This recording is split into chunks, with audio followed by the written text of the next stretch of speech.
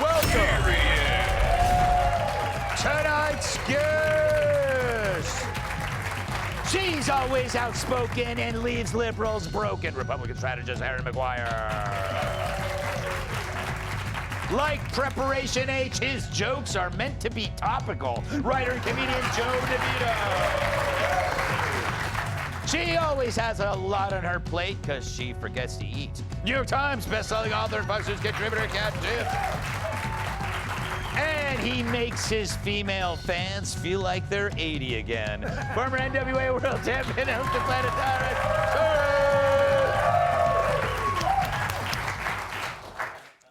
So, Erin, it's interesting to see how quickly they're already kind of shifting. But do you get a sense that even they don't believe in their Trump derangement anymore, that there might be, like, it might be kind of deflating? No.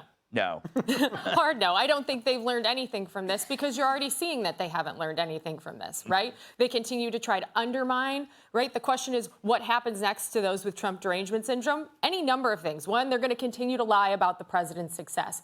Two, for those pieces of it that they want to try and take credit for, you see Blinken out there trying to take credit for it. Yeah. They will do everything to try and undermine the fact that Donald Trump did the exact opposite of what they thought he would do. They were all out there saying if he became president, it would be World War III, right. That we would be looking at global catastrophe. Instead, we see a geopolitical brilliance. We see a man who has ended, 7, 8 conflicts in the, 9, 10 months he's been back in office. This is a man who hasn't played by DC's rules, and that's what upsets them the most. He took their power when he didn't take their nonsense from them, and that's why the American people are so supportive of him even now. It's why his numbers don't move, is because they know they're getting the God-honest truth from a man who's unafraid to punch the bully back.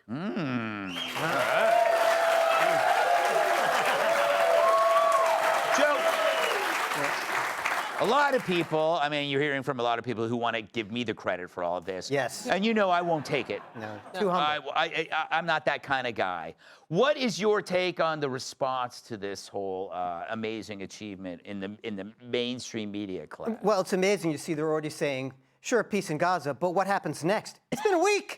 Yeah. Like, let's see what's happening now. Yes. That they won't give him the credit for it. I think what's amazing is that he was able to bring peace to Gaza before they could bring it to Chicago, which it tells you Hamas is easier to deal with than J.B. Pritzker. Yeah. Okay? And you don't see a lot of terrorists who look like him because you're not fitting him in a tunnel. Yeah, it's true. Yeah.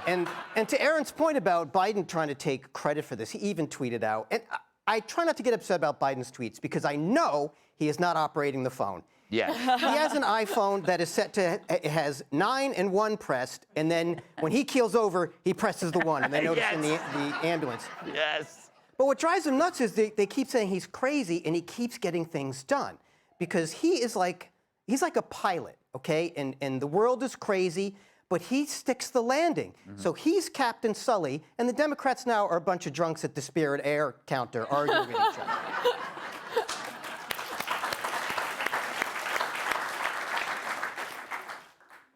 Kat, what say you? Excellent question, Greg. Thank you. I wanted to keep it open-ended because there's so many things to talk about. Yeah. I have a thought that whoever Hamas is now isn't the Hamas of a year ago or 2 years. My guess is everybody's dead, but like like four guys named Steve. Well, I hope, right? I mean, look, so you said the whole theme of your monologue is what are the never-Trumpers going to do? I would like to present some advice, actually, to Adam Kinzinger specifically, how he said that just because you make this deal doesn't make you a peacemaker. I wonder if he's ever considered that saying one nice thing about President Trump wouldn't mean anyone would think he was suddenly super ultra MAGA guy. Yeah. Like there's such a difference between, you don't have to be a Trump supporter to say you think peace in the Middle East is good. It is absolutely nuts that he can't not say that. Like he can't stop himself from, it's like, it's almost if it isn't about, because at first there was these people coming out acting like, oh, this is just what my values are telling me to do. And that's fine if you want to find things to criticize him on. But if you're going to do this, you can't just say this is a great thing, then it's clearly not about that for you anymore. Yeah. You clearly enjoy the kind of attention from people that maybe ignored you for all these years because you were a Republican and suddenly liberals were being nice to you and you got addicted to it. Right. So he doesn't want to get rid of that. It's more about the brand that he's built for himself than any actual values. And this proves that. Again, I said it yesterday, I'll say it again. If Hillary Clinton can commend him on this after he ruined her life, then certainly you can just say, good job on this one. It shouldn't be that hard. Yeah. You know, it is amazing. I just got to add, the person that's probably worse than Kinzinger is Bill Kristol, because he's a well-known Jewish conservative. He won't even talk about what happened because Trump hate is now his career. He can't let go of it. Do you think it's ego, or do you think it is like, this is my brand now? No, I think it's jealousy. Yeah. I think usually it always is. Mm-hmm. No one watches you closer than the people who hate you. Yes, tell me about it. You know, so, and they're watching and they're waiting for the fumble. And we've heard amazing depictions and descriptions of how this went down. I think my favorite one was, oh, now they think it's peace because Gaza's nothing but rubble? Whose fault was that? Yeah. It was Hamas's. Yeah. They decided whenever he came, he said, hey, take this deal. If you don't, there'll be consequences. And they're like, yeah, right. Lo and behold, consequences, which happen to be giant missiles. Blow them all to hell, come on again. Hey, guys, there's another chance for you to save some kind of face and keep your, speaking of face, keep your face on your shoulders. Yeah. Sign the deal, and we're good. No. Then lo and behold, guess what? More bombs and missiles. Now they have nothing left. They can't hide all their vacation homes every time they go to Kuwait or Qatar or somewhere. Lo and behold, Israel's there waiting on them. Yeah.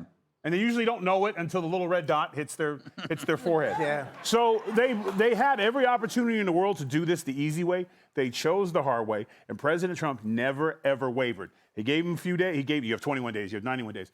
And the hilarious thing to me is when somebody in the Biden administration had the temerity, the unmitigated gall to say, we laid the groundwork. Yeah. That's like my great-great-great-grandcestor said, well, I wrote the date on the Constitution, so therefore. He wasn't in office yet, and they had already handed it off to him. Mm-hmm. He was already making deals. He was always putting dates out there. You cannot negotiate hostages with an auto pen. It's impossible. Right. So the fact that they're even trying to take credit for this is laughable. Amen. All right. Hold your applause until later when we dance. Want even more Fox News on YouTube? Become a Fox News Patriot today. Click join to find out how.